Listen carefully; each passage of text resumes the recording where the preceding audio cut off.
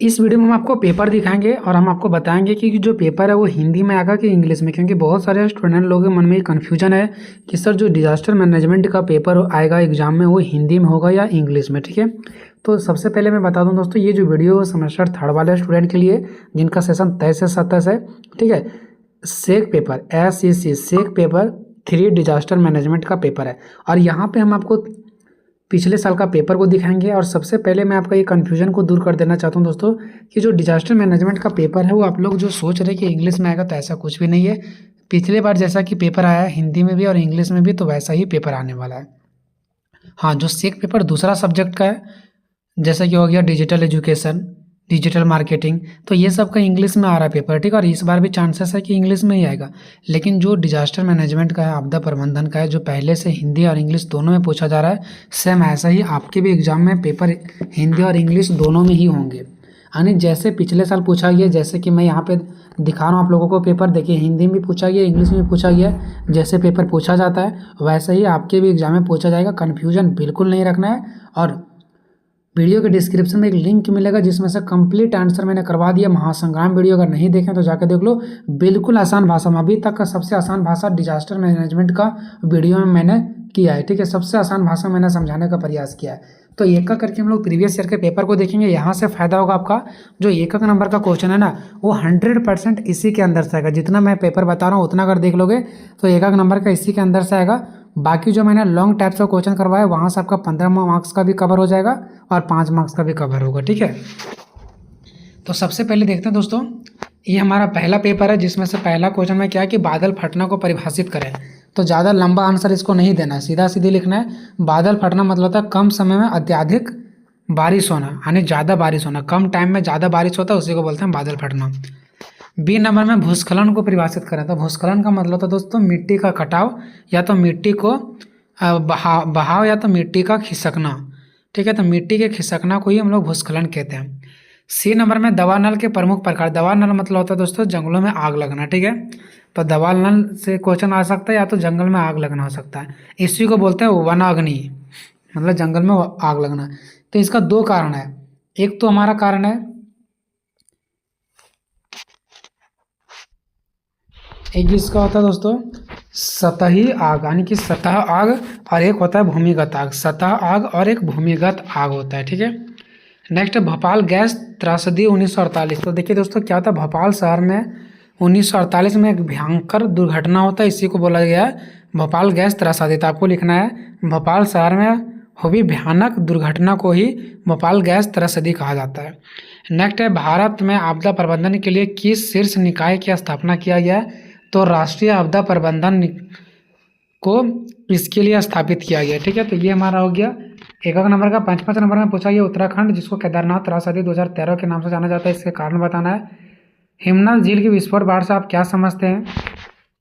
आप 15 मार्क्स में आता है भूस्खलन से दिया गया क्वेश्चन कि भूस्खलन क्या है, भूस्खलन के प्रकार कारणों को बताना है। सुनामी क्या है, भारत में सुनामी संभावित क्षेत्रों का वर्णन करना है। नेक्स्ट भारत में प्रचलित समुदाय आधारित आपदा प्रबंधन।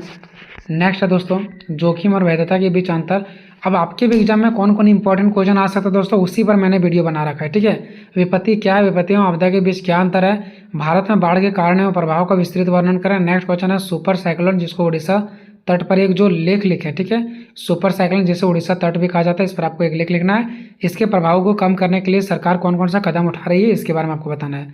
ये हो गया हमारा दोस्तों पहला पेपर। अब हम लोग चलते हैं नेक्स्ट पेपर की। समय आपको 3 घंटा का मिलेगा। फुल मार्क्स आपका 75 मार्क्स का होता है। सीधा सीधे आते हैं, जो कि एक एक नंबर का आपका 5 क्वेश्चन दिया जाएगा। ठीक है, बिल्कुल पैटर्न ऐसा ही रहेगा, जैसा पैटर्न आपको यहाँ पे दिख रहा है ऐसा ही सेम पैटर्न आपको एग्जाम में भी देखने को मिलेगा। ठीक है, सबसे पहला क्वेश्चन है हमारा दोस्तों, देखिए दोस्तों आपको घबराना नहीं है, ये एक एक नंबर का है। जैसे कि यहाँ पे ए में लिखा गया कि विपत्ति को परिभाषित करें, तो आपको ये नहीं सोचना कि विपत्ति को परिभाषित करें ये कौन सा दे दिया एक नंबर में।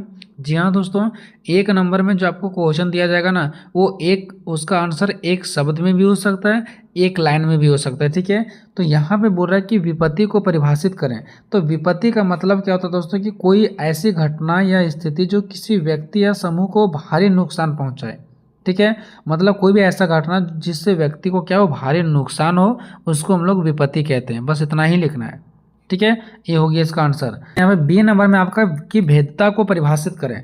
भेद्यता का मतलब होता है दोस्तों कि किसी भी खतरे से निपटारा या तो फिर कोई भी आपदा का सामना करने में असमर्थ होना, है ना, यानी किसी भी खतरे को निपटारा करने में असमर्थ हो जाना, इसी को बोलते हैं भेद्यता। जब हम उसको निपटारा को नहीं निपटा पाते हैं, उसमें असमर्थ हो जाते हैं, तो उसको बोलते हैं भेद्यता। ठीक है, यानी खतरे को निपटारा करने में असमर्थ। उसके बाद सी नंबर में है दोस्तों कि हिमनद झील विस्फोट बाढ़ से आप क्या समझते हैं। जो हमारा हिमनद झील है, ये विस्फोट बाढ़ से आप क्या समझते हैं। तो देखिए दोस्तों, ये एक तरह की विस्फोट बाढ़ है जो ग्लेशियल झील के बांध के टूटने से होती है।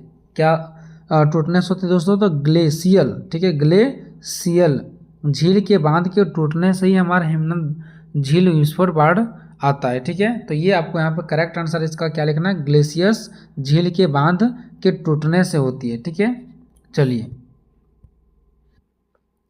नेक्स्ट आपका डी नंबर कि उत्तराखंड केदारनाथ त्रसदी 2013 का प्रमुख कारण क्या था। तो देखिए दोस्तों, इसका जो प्रमुख कारण था ना, वो था चौरा बारे ग्लेशियस झील का फटना, यानी जो ग्लेशियस झील था ना, ये फट गया था, जिसकी वजह से उत्तराखंड केदारनाथ त्रसदी 2013 का ये प्रमुख घटना माना जाता है। उसके बाद नेक्स्ट क्वेश्चन है ई नंबर कि भारत में आपदा प्रबंधन के लिए किस शीर्ष निकाय की स्थापना की गई है। तो देखिए, आपदा प्रबंधन के लिए जो शीर्ष का निकाय किया गया है दोस्तों, इसका नाम है राष्ट्रीय आपदा प्रबंधन प्राधिकरण। राष्ट्रीय आपदा प्रबंधन प्राधिकरण, जिसको हम लोग बोलते हैं NDMA। ठीक है, और इसकी स्थापना 23 दिसंबर 2005 को हुआ था। ठीक है दोस्तों, इतना आप लोग याद कर लीजिएगा, हो सकता है स्थापना भी पूछ दे। ठीक है, तो इसका निकाय का नाम था NDMA और स्थापना 23 दिसंबर 2005 को हुआ था। ये हो गया दोस्तों एक नंबर का। उसके बाद पाँच नंबर का देखिए क्या पूछा गया कि जोखिम और वैधता के बीच क्या अंतर है। उसके बाद नेक्स्ट क्वेश्चन हमारा है दोस्तों कि दावानल के प्रमुख प्रकारों का वर्णन करें। ठीक है, दावा नल के प्रमुख प्रकारों का वर्णन करें। दावा नल का मतलब होगी दोस्तों जो जंगल में आग लगता है उसी को बोलते हैं दावा नल। ठीक है, ये सब चीज़ें हम इंपॉर्टेंट क्वेश्चन में बता रखे हैं कि और किस प्रकार से क्वेश्चन आपको चेंज करके दे सकता है। देखिए, अब 15 नंबर की अगर मैं बात करूँ तो इसमें आगे क्या आपदा क्या है, आपदाएं कितने प्रकार की होती है।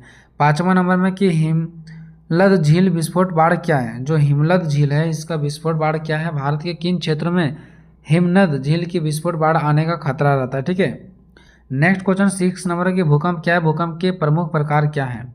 क्वेश्चन नंबर अगर 7 की बात करें तो भारत में रेल दुर्घटनाओं पर लेख लिखें। ठीक है, 8 नंबर है कि भारत में प्रचलित समुदाय आधारित आपदा प्रबंधन पर लेख लिखें। 9 नंबर आपका है कि भूस्खलन क्या है, कि भारत में भूस्खलन संभावित क्षेत्रों का वर्णन करें। 10 नंबर है कि भारत में बाढ़ के कारण एवं प्रभाव का विस्तृत वर्णन करें। ये आपका हो गया आपका पेपर सेट 1 हो गया। ठीक है, और इसी प्रकार का पैटर्न सेम आपको आपके एग्जाम में देखने को मिलेंगे। अब आते हैं दोस्तों डिजास्टर मैनेजमेंट का नेक्स्ट क्वेश्चन, यानी कि नेक्स्ट सेट, दूसरा सेट पेपर। ठीक है, समय 3 घंटा मिलता है, फुल मार्क्स 75 को, तो आप सभी को पता है। देखिए, एक नंबर का सबसे पहले 5 क्वेश्चन पे आता है। ठीक है, पहला क्वेश्चन है कि भारत के किस क्षेत्र में अत्यधिक भूस्खलन होता है। तो भारत के किस क्षेत्र में अत्यधिक भूस्खलन होता है दोस्तों, तो ये आपका जो हो जाएगा दोस्तों, ये हो जाएगा हमारा हिमालयी क्षेत्र और पूर्वोत्तर क्षेत्र में होता है। ठीक है, हिमालय क्षेत्र और पूर्वोत्तर क्षेत्र में अधिक आपको देखने को मिलेगा। बी नंबर में है कि भारत के किस प्रधानमंत्री को मानव, ठीक है, बम द्वारा मारा गया था। भारत के किस प्रधानमंत्री को बम द्वारा मारा गया था दोस्तों, तो राजीव गांधी। किसको दोस्तों, राजीव गांधी। ठीक है, सी नंबर है कि भोपाल गैस त्रसदी किस गैस के कारण हुई थी। ठीक है, जो भोपाल गैस त्रसदी थी, ठीक है, वो किस गैस की वजह से हुई थी, तो MIC गैस एक खतरनाक गैस है जिसका नाम है MIC और उसी के कारण हुआ था। नेक्स्ट क्वेश्चन हमारा दोस्तों कि भारत के किस राज्य में सर्वाधिक चक्रवात का अनुभव किया जाता है। ठीक है, तो देखिए दोस्तों, ओडिशा हो गया, आंध्र प्रदेश हो गया, तमिलनाडु हो गया, पश्चिम बंगाल हो गया। कोई भी आपको 1 या 2 लिख देना क्योंकि 1 नंबर का है। ठीक है, ओडिशा, आंध्र प्रदेश, तमिलनाडु और पश्चिम बंगाल। उसके बाद नेक्स्ट क्वेश्चन हमारा कि बादल फटना किसे कहते हैं। तो देखिए दोस्तों, बादल फटना एक प्राकृतिक घटना है। ठीक है, बादल फटना एक क्या है, प्राकृतिक घटना है जिसमें किसी छोटे क्षेत्र में बहुत कम समय में अचानक काफ़ी ज़्यादा बारिश होती है। मतलब किसी छोटे क्षेत्र में क्या होता है, बहुत ही कम समय में, ठीक है, बहुत ही कम समय में बहुत ही अधिक वर्षा होती है, उसको हम लोग बोलते हैं बादल फटना। उसके बाद यहाँ पे देखिए दोस्तों 5 नंबर का क्वेश्चन दिया गया है। ठीक है, लेकिन यहाँ पे 5 नंबर का क्वेश्चन दिया गया दोस्तों, जिसमें से यहाँ पे छोटा छोटा करके 2 क्वेश्चन दे दिया गया।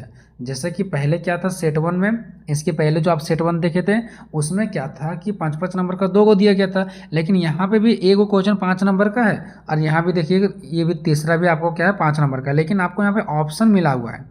ठीक है, यहाँ पे देखिए, यहाँ पे आपको दोनों लिखना है जो कि 2.5 नंबर का है, जैसे कि आपदा और खतरा में अंतर और आपदा मानचित्र क्यों आवश्यक है, इस पर। ठीक है, और तीसरा में देखिए यहाँ पे 2 को दिया गया है, उनमें से किसी एक पर लिखना है, जैसे सूखा के कारण और प्रभाव की विवेचना करें, कोविड-19 महामारी पर एक संक्षिप्त टिप्पणी लिखें। अब देखिए दोस्तों, ये पैटर्न आपको देख करके थोड़ा अजीब लग रहा होगा कि ये किस टाइप से दे दिया, तो आपके एग्जाम में वही पैटर्न पे आएंगे क्वेश्चन दोस्तों, जो पैटर्न आपको मैंने फर्स्ट में दिखाया जो पेपर, उसी टाइप के आएंगे। ठीक है, ये जो पेपर है दोस्तों ये 22 से 26 सेशन वाला स्टूडेंट का है। ठीक है, जो स्टूडेंट अभी सेमेस्टर 4 में जा चुके हैं, ठीक है, मतलब ये थोड़ा सा पुराना है, तो इस पैटर्न पे नहीं आएगा, जो इसके पहले हम जो आपको सेट दिखाए उसी पैटर्न पे आएगा। ठीक है, बाकी सब कुछ सेम रहेंगे। आगे देखिए, आपका जो 15-15 नंबर का है, ठीक है, तो इनमें से आपका है कि आपदा के अर्थ और मूल सिद्धांत का वर्णन करें। नेक्स्ट हमारा कि हिमनद झील की विस्फोट बाढ़ का उदाहरण सहित विस्तृत करें। ठीक है, नेक्स्ट क्वेश्चन है दोस्तों, सुनामी के कारणों और प्रभावों का वर्णन करें। क्वेश्चन नंबर नेक्स्ट नंबर, औद्योगिक आपदा से आप क्या समझते हैं, उदाहरण सहित समझाएं। देखिए दोस्तों, यहाँ से आपको ये बात पता चलेगा ना कि क्वेश्चन किस प्रकार से पूछे जाते हैं। ठीक है, नेक्स्ट है भुज भूकंप जो 2002 में आया था, इसको विस्तार पूर्वक वर्णन करना है। ठीक है, देखिए दोस्तों, जो चीज़ आपको हिंदी से समझ नहीं आएगा थोड़ा सा इंग्लिश से आप हिंट्स कर लीजिएगा। जैसे भुज भूकंप, आप ये आपको पता ही नहीं चलेगा कि 2002 लिखा गया कि 2004 लिखा गया है, तो आप इंग्लिश में जाकर के देख सकते हैं कि इंग्लिश में क्या लिखा गया 2002, तो वहाँ से आप समझ जाएंगे। ठीक है, नेक्स्ट है कि आपदा के समय पर NDMA और NIDM के भूमिका का विवेचना करें। ये 2 संगठन होता है दोस्तों कि जब आपदा आता है ना, तो ये दोनों संगठन यानी ये दोनों जो संघ है, संस्था है, ठीक है, वो जाकर के वहाँ पे कार्य करने की प्रयास करती है। कौन सा संस्था दोस्तों, NDMA और NIDM। ठीक है, नेक्स्ट क्वेश्चन है दोस्तों कि आतंकवाद को किस तरह का आपदा कहा जा सकता है। ठीक है, आतंकवाद को, तो ये मानव निर्मित आपदा, ये प्राकृतिक का दिया हुआ चीज़ नहीं। आतंकवाद लोग जो होते हैं वो एक मानव निर्मित यानी कि खुद लोगों ने खुद अपने से एक चीज़ों को बनाया है। ठीक है, तो ये हो गया दोस्तों।